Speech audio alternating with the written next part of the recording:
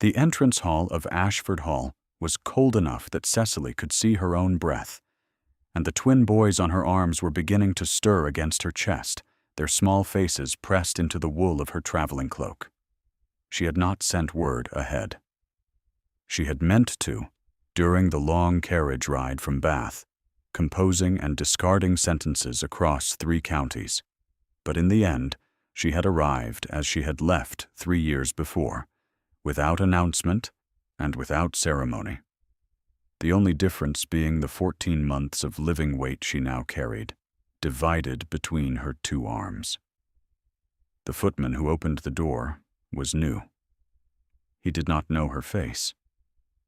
She told him her name, her former name, the one that still appeared in the parish register at St. Giles in the Fields as the name of the woman who had married Robert Ericsson, Duke of Ashford, on a Tuesday in November 7 years ago. The footman's expression passed through several adjustments she watched without comment, and then he stepped aside, and she crossed the threshold into the hall she had once called home. Robert was on the upper landing. He had come down the corridor for some other purpose, some ordinary errand of a man who believed his mourning held nothing unusual, and he had stopped at the top of the stairs when he heard the footman speak her name. Now he stood with one hand resting on the balustrade, and Cecily looked up at him across 20 feet of marble floor, and a silence that seemed to carry the weight of 3 years pressed flat between them. She watched his face. She had promised herself she would watch his face when he first saw the boys, because whatever he felt in that moment, he would not be able to arrange it in time. His jaw was still. His eyes moved from her face to the child on her left arm, and then to the child on her right, and then back to her face again. And she saw him breathe in very carefully, as though the air had changed composition. He did not come down the stairs. He did not speak. She did not look away. If you have found Cecily's story already, do leave a comment below. Stories like hers are why this channel exists, and your being here matters. She had not intended to love Ashford Hall.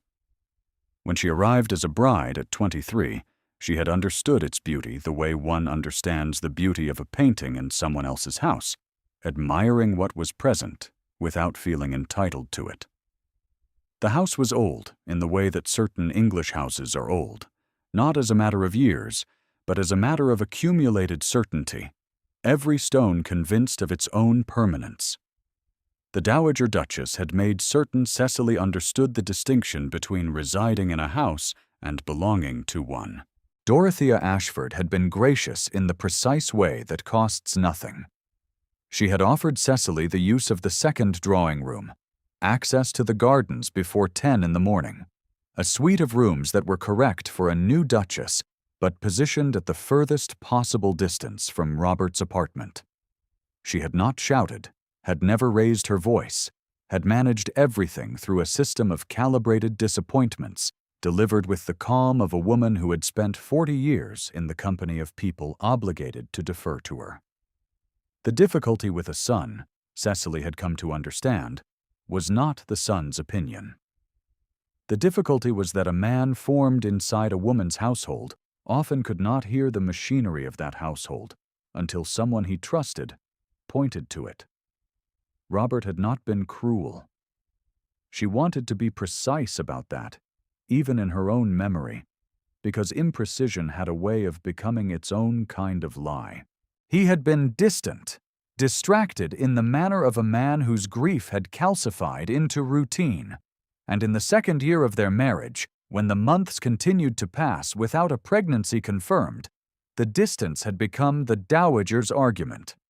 She heard it first as a whisper at the edge of a dinner party, spoken by Lady Mortimer to a woman whose name Cecily did not know. "Poor creature," Lady Mortimer had said, "she has been unable to give him an heir. One almost feels the house grieving for it." She had not been unable. She had been, it turned out, already carrying 2. She had not known it when Robert came to her in the library, where the dowager had arranged to find them, and told her with careful, wounded eyes that perhaps it would be best if she went to stay with her cousin in Bath for a time, until they could think more clearly. She had not known it when she climbed into the carriage with 2 portmanteaus and a letter of credit drawn on her father's estate. She had suspected, riding away down the drive between the beeches, that something was shifting inside her body in a way that 4 cups of peppermint tea a day could not fully explain. But suspicion was not certainty. And certainty was not something she had been offered the time to acquire. Her father's annuity trust had been £400 per annum, enough for lodgings in a quiet part of Bath, a monthly nurse for the first year, and a small school fee when the boys were old enough for morning lessons. She had named them Thomas and Edmund. Sensible names. Names that carried no romantic weight, and therefore no expectation. Thomas had come into the world 12 minutes before his brother, and had spent the subsequent 14 months maintaining an attitude of serene priority that Cecily found quietly funny. Edmund was louder, more given to grabbing, and slept in 30-minute intervals with the dedication of a person conducting a personal experiment. She had managed. She wanted to be clear about that too. Not comfortably, not without cost, but she had managed without petitioning Robert, without sending word to Ashford Hall, without using the boys as a mechanism to claim anything she had not already been owed. The trust's exhaustion was not a metaphor.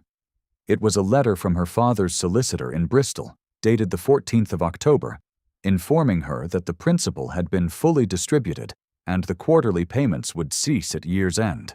She had read it at the breakfast table while Thomas was pulling Edmund's sock off and Edmund was philosophically allowing it, and she had understood that Bath was over. Her sons had no legal security unless their father acknowledged them. That was the arithmetic of the matter, reduced to its simplest form. She had come to Ashford Hall because there was nowhere else to go that would not require her to leave her sons' futures to chance, and she did not do that kind of thing.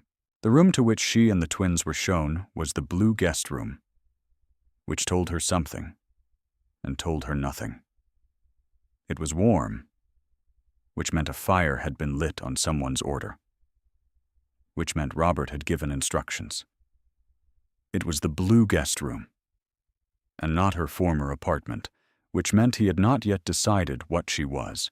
She settled Thomas and Edmund on the center of the bed between 2 bolsters, removed her cloak, and stood at the window looking out at the park, which was brown and gray and still, 3 weeks from the 1st of December. And she waited. The knock came 30 minutes later, and it was not Robert. It was Mrs. Peel, the housekeeper, who had been at Ashford Hall since before Robert was born, a woman of 60 with a square, honest face and eyes that had always assessed Cecily without the social equipment the rest of the house deployed. She came in, closed the door, looked at the twins on the bed with an expression that compressed years of feeling into a single long breath, and then crossed the room and took Cecily's hands between her own without any preamble. "Your Grace," she said. "I do not know if that is still my title," Cecily said. "It is not a question of knowing," Mrs. Peel said. "It is a question of what is true." There was not much more to say after that, and they did not say it. Mrs. Peel arranged for a crib to be brought from the nursery, and a supper tray, and a girl named Agnes to sit with the twins while Cecily went down to dinner, which Robert had requested through a footman's formal note delivered on a silver tray at 4:30. The dining room was formal and candlelit and smelled of beeswax and the dried rosemary Mrs. Peel had always hung near the fireplace in November. Cecily sat at one end of the long table, Robert at the other, and they ate through 2 courses with the conversation of 2 people who have agreed without discussion to speak only about things that carry no weight.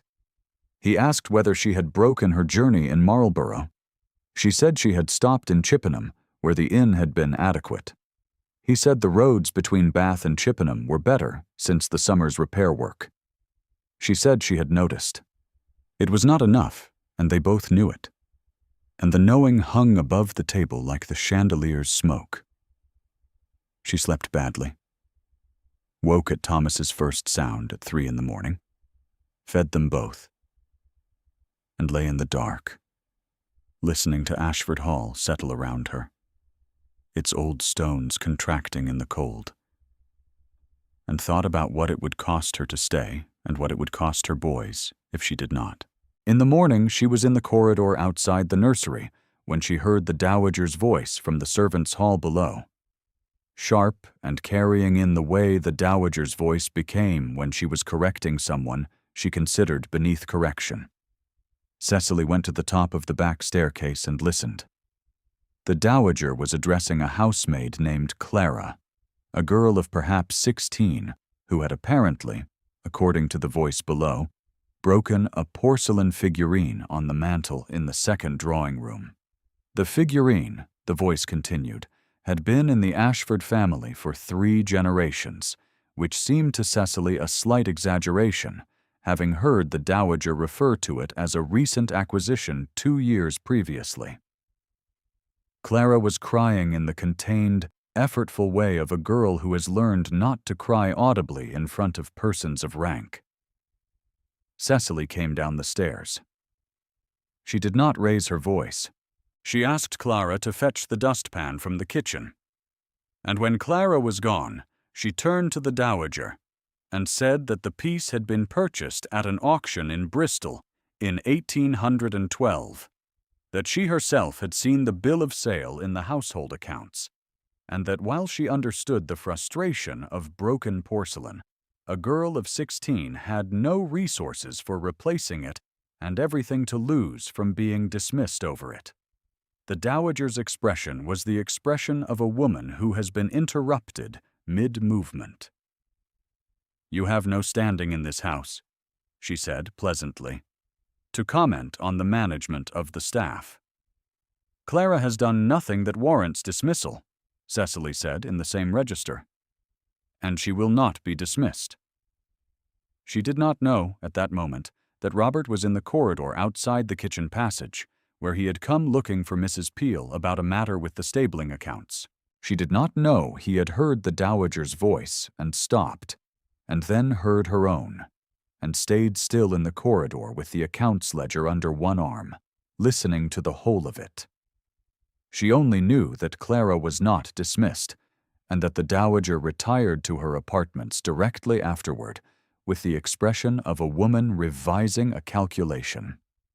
That afternoon, Robert asked Cecily to walk with him in the park. The twins were asleep in the nursery with Agnes, and the sky was the flat white of a sky considering snow, and they walked along the beech avenue in their coats without touching. And Robert said, after a long time, that he would like to understand why she had not told him. She had been waiting for the question. She had the answer ready. The careful answer. The one that would be fair and not self-serving. But what came out instead was the true one. She said that she had not been certain when she left, and that afterward she had understood that a claim brought to a man who had sent her away would be heard as a claim rather than as a truth, and that she had preferred her sons to have a mother who had kept her dignity over a mother who had begged. He was quiet for a long time. She watched the bare beeches and kept walking. "I believed you had withheld yourself from me from the beginning," he said at last. "I believed the marriage had never had your heart." She stopped walking. "That is not what was true," she said. He did not look at her. He was looking at the ground at the end of the avenue, somewhere in the direction of the kitchen gardens, and she could see the line of his jaw and the particular stillness of him, which she had once read as cold reserve, and had gradually come to understand, was the containment of a man who had learned too young that what he loved could be taken. His father had died when Robert was 14, when his younger brother had been lost in the peninsula 4 years after that. The dowager had been the fixed point of his universe since boyhood, and the dowager had told him with all the authority of that fixed point, that Cecily had come to the marriage for the title and found the man insufficient. He had believed it because believing it was less painful than the alternative, which was that he had failed someone. She understood all of that now, standing in the beach avenue, and the understanding did not make her angry. It made her very tired, and also, under the tiredness, something tentative and careful that she did not name yet. "I would like to know who gave you that belief," she said. He glanced at her then, and she saw something move behind his eyes. "Garvey," he said, "come to Ashford Hall next week." The solicitor arrived on a Wednesday, a neat man of 50 with a brown coat and a worn dispatch case who had served the Ashford estate for 20 years. Robert asked him in the library, with Cecily present, to describe the circumstances of her departure 3 years before. Garvey set his dispatch case on the library table and was quiet for a moment. That told Cecily he had known this conversation would come eventually and had perhaps been waiting for it with something between relief and apprehension. The Dowager, he said, had come to him the previous summer, before Cecily's departure, and had asked him to prepare a document attesting that the marriage had produced no issue and showed no reasonable prospect of doing so. She had framed it as a practical necessity. She had also, he said, carefully and without embellishment, spoken to a physician of her acquaintance, a man named Hartwick, who had examined Cecily once, early in the marriage, for a fever, and had asked him to produce a letter suggesting that Cecily's constitution was unlikely to support a successful pregnancy. Robert's face did not change. His hand, resting on the arm of the chair beside the window, went very still. Garvey set a paper on the table, and then another. The parish register entry. The marriage record. The date of the ceremony. A Tuesday in November, 7 years ago. Clear and irrevocable. He had brought them, he said, because he had understood what the Dowager's challenge at the winter ball would be, and he wished to be prepared. There was a winter ball. Cecily had not known about the winter ball until Agnes mentioned it while folding laundry, with the slightly apologetic air of a girl delivering news she suspects will complicate things. It was the Ashford Hall annual event. 30 or 40 guests from the county, the neighboring families, the people who had watched Cecily arrive as a bride and watched her leave as a disappointment. Lady Philippa Wren would be among them, Agnes said, her tone carefully neutral. Lady Philippa Wren, who had been seen at 3 separate occasions with the Dowager in the past 2 months, who wore diamonds to morning calls and had a laugh that carried. Cecily thanked Agnes and went to sit with the twins while they had their supper, and she watched Thomas eat with focused industry and Edmund eat with chaotic enthusiasm, and she thought about what it meant that the Dowager had arranged this. The evening of the ball, Cecily dressed in the dark green gown she had brought from Bath, which was 3 seasons old, and had been retrimmed once at the sleeves, but was well made in the wool and silk blend she had always preferred, because it did not catch the light in ways she could not control. She pinned her hair herself, without a maid's help, because she was not going to ask for one when it would only be discussed in the servants' hall for the rest of the week. She looked at herself in the mirror for a moment, with the particular dispassion of a woman who has learned not to make too many demands of her own reflection. And then she picked up her gloves and went downstairs. The guests were already in the long gallery when she arrived. She felt the room's attention adjust, that particular collective shift of heads that is too distributed to be called a stare and too concentrated to be called anything else. She saw Lady Mortimer, who had spoken of her at that dinner party 3 years before, standing with a glass of wine near the fireplace. She saw Robert across the room, speaking with a man she did not recognize, who had the look of a neighboring baronet. She saw the Dowager near the far windows, and beside the Dowager, Lady Philippa Wren, who was indeed wearing diamonds and who was watching Cecily with the expression of a person recalculating the degree of difficulty. Cecily took a glass of wine from a footman's tray and crossed the room at a measured pace and spoke to Mrs. Holt, the vicar's wife, who had always been kind and who was standing near the door to the music room, looking mildly grateful for a familiar face. She had spoken to 3 people and was beginning a conversation with an elderly gentleman named Colonel Fairfax about the condition of the Bath roads when the Dowager arrived at her elbow. "Miss Hartwell," the Dowager said, in a carrying voice pitched at precisely the right level to be heard by the 4 people in their immediate vicinity. "Not Cecily. Not your Grace. Miss Hartwell. Her maiden name. The name that announced a woman unmarried. A woman without claim. How brave of you to have come." Cecily turned. "Good evening, Your Grace." "I confess," the Dowager continued, glancing at Colonel Fairfax with a smile calibrated to include him in the confidence, "I was uncertain whether you had received an invitation or whether you had simply decided to arrive, as seems to be your custom."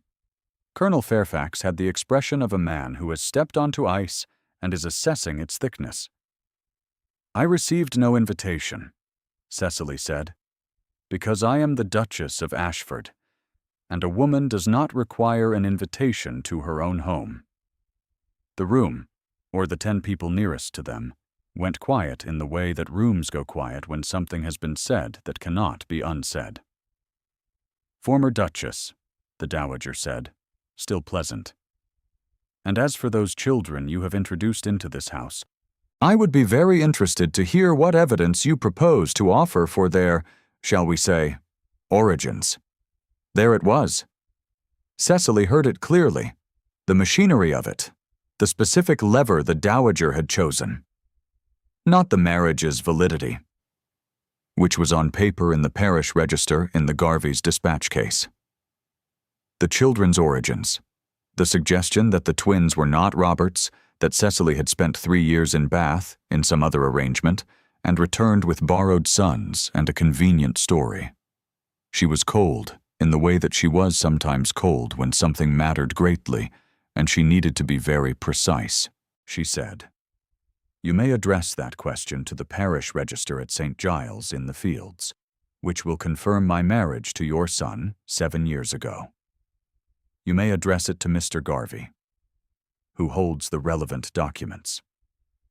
You may address it to your son himself, who knows the date of the marriage and the date of my departure, and who is capable, if you will allow him, of doing the arithmetic. You always did imagine yourself cleverer than your station warranted," the Dowager said, and her voice had thinned slightly, a hairline change that Cecily noticed. An impostor with a tidy speech is still an impostor. That was the 3rd time. Lady Mortimer's poor creature, 3 years ago, delivered across a dinner table. The Dowager's Miss Hartwell this evening, in this room, in front of these people. And now this. 3 separate verdicts in 3 separate settings, each calibrated to a specific audience, each designed to reduce Cecily to a problem rather than a person. She did not answer. She did not need to. Robert was crossing the room. He moved with the particular deliberateness of a man who has made a decision and is executing it without the possibility of interruption. 3 long strides across the gallery floor, past Colonel Fairfax and Lady Mortimer, and the baronet, and the 6 guests who had turned at the sound of the Dowager's raised voice. He did not stop at a conversational distance. He stopped beside Cecily, and he took her hand from where it hung at her side, and he held it in a way that was neither ceremonial nor tentative, the way one holds something one has found and does not intend to put down again. He looked at his mother. "The children are mine," he said. His voice was quiet and entirely level. The kind of quiet that does not require volume because it has never needed it. "Robert," the Dowager said, and her voice was almost the old voice, the one that had been his fixed point for 37 years. "Garvey," Robert said. Garvey had been standing at the edge of the room near the door to the corridor with his dispatch case, and he came forward now with the composure of a man who had been ready and had been waiting for the correct moment. The marriage of Robert Edmund Erickson, Duke of Ashford, to Cecily Marie Hartwell, celebrated at the parish of St. Giles in the Fields, London, on the 4th of November, 1811, Garvey said to the room. The record is unambiguous. A wife's children, born within the term of a valid marriage, are in law the children of the husband. The twins Thomas and Edmund Erickson are the heirs of this house. The entail is satisfied. The dowager stood very still. Cecily watched her face go through something private and ungovernable, the specific expression of a woman whose certainty has run out of ground to stand on. It was not satisfaction, watching it. It was something closer to the feeling one has when a very long autumn finally turns. The cold arriving not with anger, but with inevitability. Lady Philippa Wren set her wineglass on the nearest surface and said something quiet to the woman beside her. She did not look at Robert. She crossed the room toward the far door, with the contained grace of a woman who understood the terrain and had decided to leave it without additional loss. The diamonds at her throat caught the candlelight once, and she was gone. The dowager's eyes found Cecily's.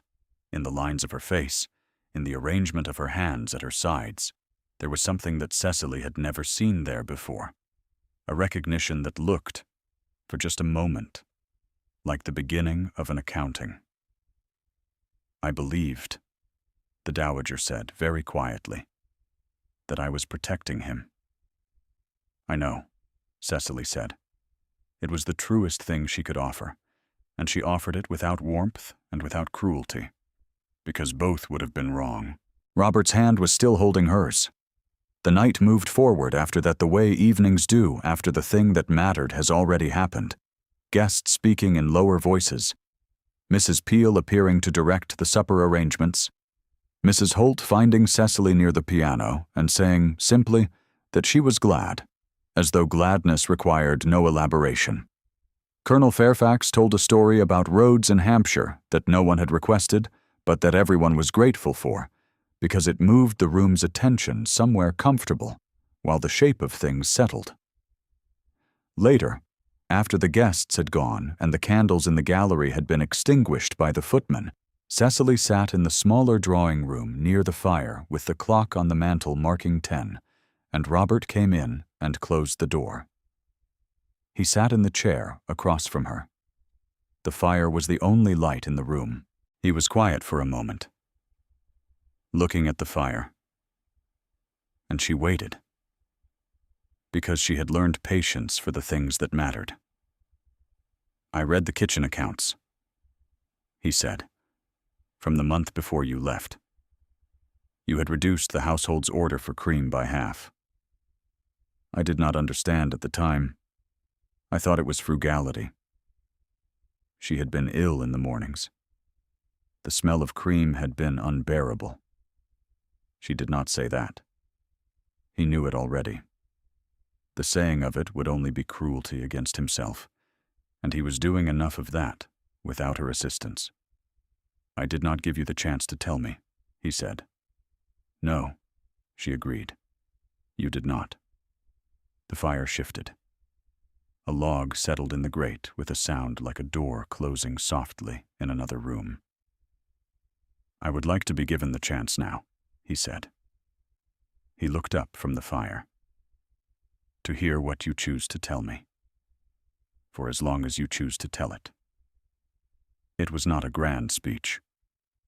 It was not a declaration ornamented with the vocabulary of romance. It was the kind of sentence a man forms when he has spent 3 years understanding what he should have asked and is finally asking it, and Cecily recognized it for what it was, which was more than she had expected, and exactly enough. Thomas has your father's chin, she said, which I noticed at about 3 weeks and found alternately endearing and alarming. Edmund has your hands. He grabs things with a certainty that I suspect he did not acquire from my side of the family." Robert was quiet, and then he made a sound that was not quite a laugh, and was something better. A brief, warm exhale of the kind a person produces when something has reached them from an unexpected angle. It was, she thought, the first uncalculated sound she had ever heard him make. She had a great deal more to tell him. 3 years of it.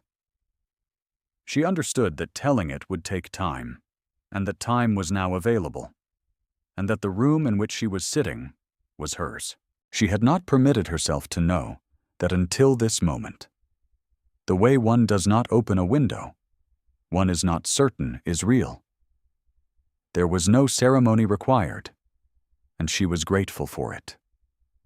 2 days later, the morning after a light snow had fallen through the night and left the park white and perfectly still in the early light, Cecily brought the twins down to the drawing room before breakfast.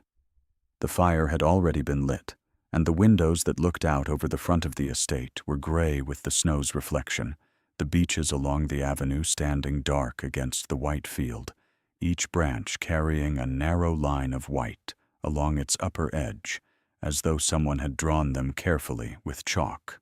Robert was already there, in the chair by the window, with the household accounts on the table beside him, and the general expression of a man who had woken early and found, for the first time in some time, that waking early had a reason. Thomas went to him without hesitation, as he did with any chair that was occupied, and therefore more interesting than an empty one. And Robert lifted him without hesitation in the way of a man whose arms had decided the question, before his mind had finished framing it. Edmund pulled himself to standing at the edge of the hearthrug and stood there with an air of magnificent self-congratulation, both hands raised for balance, looking around the room as though assessing it for future occupation. Cecily sat in the chair on the other side of the fireplace, where the morning's warmth was coming through the window glass, and she watched her sons in the room that was hers. Outside, the snow was still falling, unhurried and fine.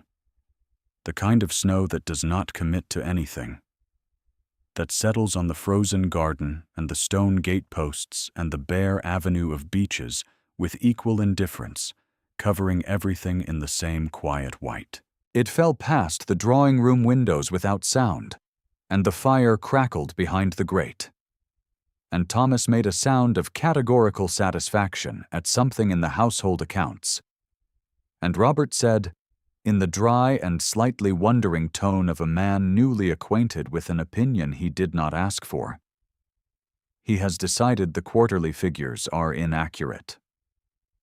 "He decides that about everything," Cecily said.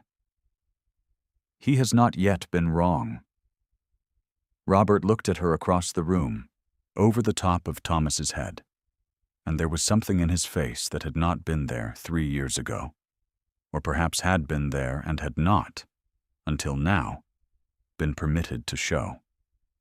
It was recognition, precise and unhurried, the kind that does not perform itself. She held it. The snow went on falling outside the window. Edmund sat down on the hearthrug with the air of someone concluding a successful experiment. The fire was warm, and the room was quiet, and Cecily Hartwell, who was the Duchess of Ashford and always had been, was finally, completely home.